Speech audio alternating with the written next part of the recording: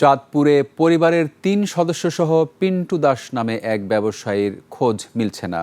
স্থানীয়দের ধারণা, গ্রাহকের টাকা আত্মসাৎ করে আত্মগোপনে চলে গেছেন তিনি। গেল বৃহস্পতিবার সকাল থেকেই তার দোকান ও বাসায় তালা দেখতে পান স্থানীয়রা। এরপর থেকে আর তার দেখা মেলেনি। তবে এরই মধ্যে অনেকেই তার দোকান ও বাসায় খোঁজ নিতে আসেন। প্রত্যেকের দাবি, সোনা বন্ধক রেখে টাকা নিয়েছিলেন তারা। তবে টাকা পরিশোধ করা হলেও নানা টাল বাহানায় তাদেরকে সোনা ফিরিয়ে দেননি পিন্টু দাস। বিষয়টি খতিয়ে দেখছে পুলিশ।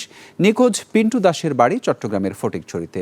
৮ মাস আগে চাঁদপুরের কালীবাড়ি মন্দিরের পাশে ভাড়া বাসায় ওঠেন তিনি। পরে চাঁদপুর শহরের আখান্দ মার্কেটে ব্যবসা শুরু করেন। মার্কেটের নিচতলায় এসকে শিল্পালয় নামে একটি ব্যবসা প্রতিষ্ঠান রয়েছে তার। উনি ভাড়াটিয়া হিসেবে অত্যন্ত ভালো এবং ওনার সাথে লেনদেন আমার কোনো প্রবলেম নাই। ওনার আচার ব্যবহার ভালো।